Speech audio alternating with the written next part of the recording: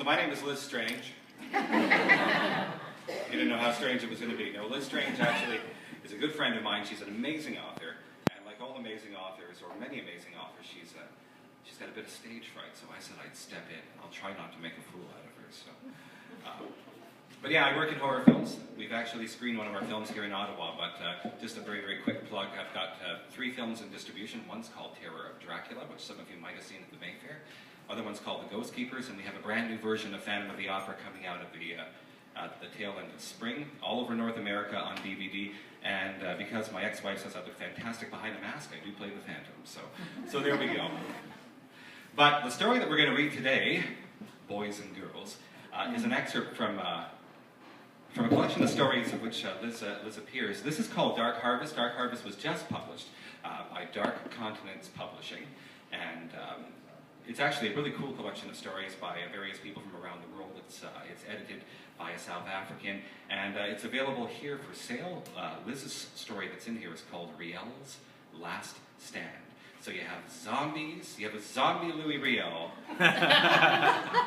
versus Sir John A. Macdonald. At the height of his drinking prowess, so I mean, how Canadian can you get, right? So Canadian, she had to publish it in South Africa. So,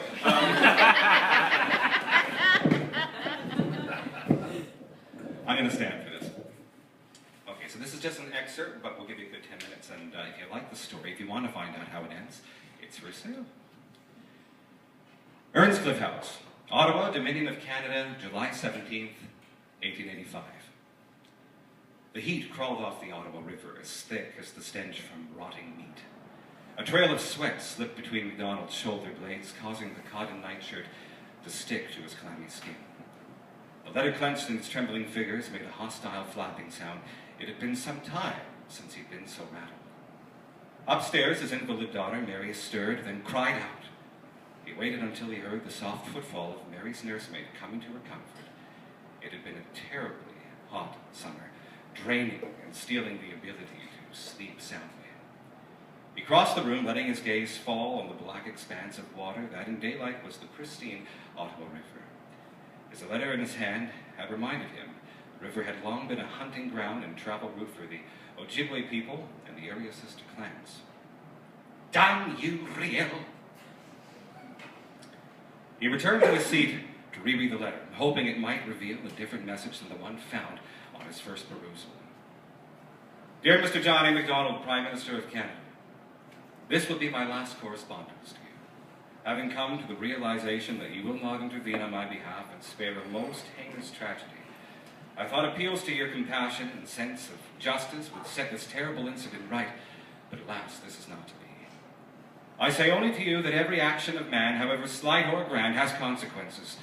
Your assault against the Métis, and by extension against all the true peoples of this great land, will not go unpunished.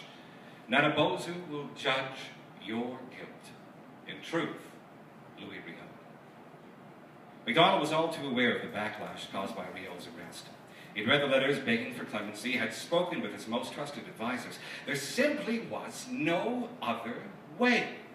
If resistance to the new government was not quashed now and for good, the country could very well be headed to a civil war. He had to keep order and to protect the people. Riel had gone too far. His punishment would be an example and a deterrent for any with thoughts of taking up his cause.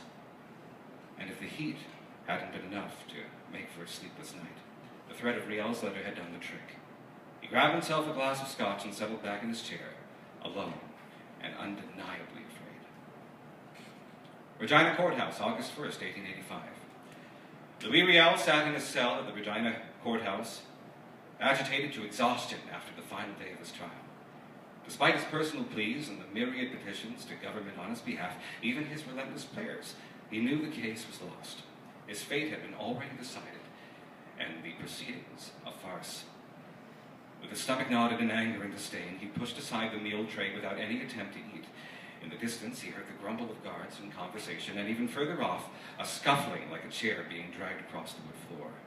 The scrapped cell closed in, threatening to steal his last breath as the government had his freedom.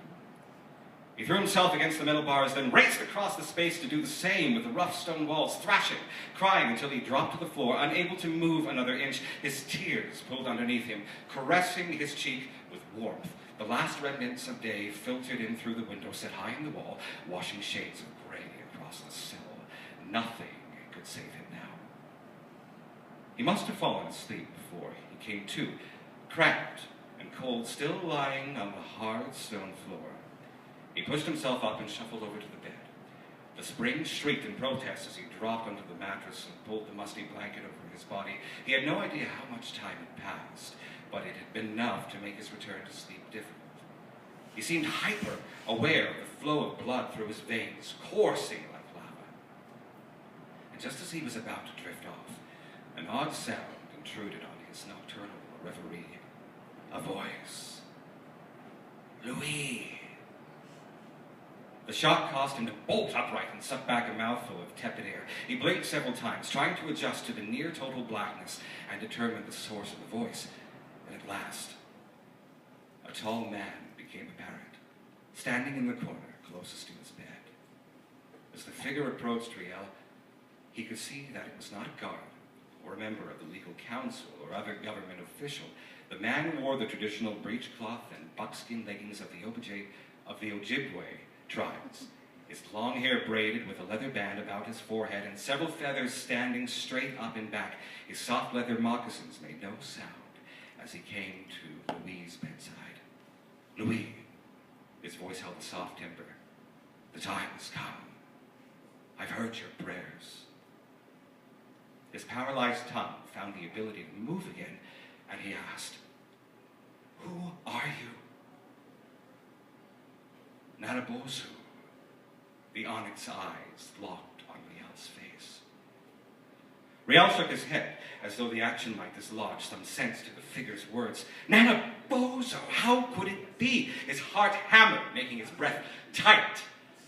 I don't understand. I must be dreaming. Nanabozu peered down on him with a hard, steady gaze. As Riel sat quivering before him, he could not stop staring at the bare bronze chest, the arms sinewy with muscle, and the posture of a proud son of the native peoples. The figure's power radiated outwards like a warm current, and yet when he touched Riel's cheek with his hand, the flesh was as cold as death. Be assured that you are not sleeping, my son. This is as true as the fact that in just a few hours you will be marked for death. Riel sighed, nodding. Despite the tremor running through his limbs from fear, the words offered an odd comfort. At least it would be an end. But this is not the end, Nanabozu responded to a comment still unsaid. Death is a journey, and no one's persons is the same as another. You're speaking in riddles. Please explain to me what you mean. Is there one to whom your anger is most directed? One with the power to make this unjust situation disappear? There was. MacDonald. Then despite whatever the outcome may be of this situation, neither time, nor law, nor even death will keep you from returning the favor to the one who should have ended this long ago. And then he smiled, revealing 2 rows of evenly spaced worn teeth. Riel blinked, and the figure was gone. Earnscliffe House, Ottawa, November 25th, 1885. After dinner with Agnes and Mary, MacDonald excused himself. He went to his study, he locked the door behind him and turned to the pile of correspondence on his desk. The outrage over Riel's arrest had continued all through the months of his imprisonment, and he didn't expect the load to lighten in the wake of his execution. The man had become a hero to many, and the effects of his death could be felt in every corner of the vast country. MacDonald had long begun to doubt his decision not to intervene. He sat in a leather chair, shaped to the contours of his body after so many years of use.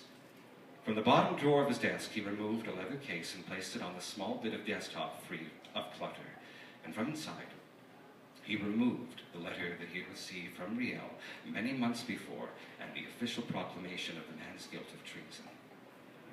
And after reading both over for at least the 100th time, he returned them to the case.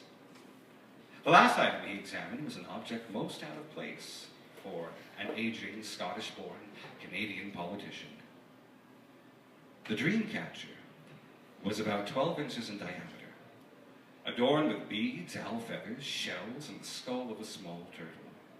The four sacred plants, tobacco, cedar, sage, and sweetgrass, were interwoven around the frame. The tribal elder had told MacDonald it would help protect against nightmares of evil spirits. He held the item for a long time, staring at it as though to divine the future or to secure forgiveness. Finally, feeling a bit ridiculous, he dropped it on the pile of papers and poured himself a drink. He passed the remainder of the evening reading angry letters and signing overdue papers for the Senate. With each drink, his output slowed, and the script became harder to discern. Then there was nothing. He awoke with a start, at first uncertain where he was. Either Agnes had extinguished the light upon, finding him asleep at his desk, or it had burned down of its own accord. He felt around until he touched the cold metal of the large candelabrum on the table behind his desk. He pulled a box of matches from his pocket and lit several candles. The light outside the window filled him with trepidation. After transferring two of the candles to a smaller holder, he walked out the parlor. And at that moment, the house held all the charm of a tomb, and he could not shake the feeling that something had woken him from his slumber. He grasped the maple banister and raised his foot to start up the long staircase when breaking glass interrupted the intervening silence. "By God!" he cried out. He stumbled as he turned in the direction of the sound, feeling the heat of the candle flame against his arm. There was nothing further, but he could not dismiss the occurrence. He walked to the kitchen, certain that was there where the noise had originated. He pushed through the heavy swinging door and fumbled about, at last finding the switch on the wall for the electric lighting. At the time, he thought the installation an extravagance, but in the moment was relieved that at least part of the home had such amenities. Once he turned on the light, he surveyed the spotless, empty space, finding nothing amiss, until his gaze landed upon the sprinkling of shattered glass on the floor by the door leading to the rear of the property. On closer inspection, he saw that the glass had been knocked from the frame of the door, and a cold gust was blowing into the room. He unlatched the door and pulled it open, using the candlelight to help survey the wide back veranda. The lighting in the back cast murky, yellow circles on this veranda, but offered little to dispel the solid darkness beyond the rails. There was nothing but snow and darkness. He stepped back inside and closed the door, flicking the latch shut with a sharp click. Thinking he'd have to ring for someone to fix the glass panel in the morning, he turned back into the room and almost collided with a tall figure standing before him. The candle holder slipped from his hands, and the figure spoke. "Time for retribution, MacDonald." And if you want to know what happens, Dark Harvest, and the story's called Riel's Last Stand by Liz Strange, is sitting over there. Thank you.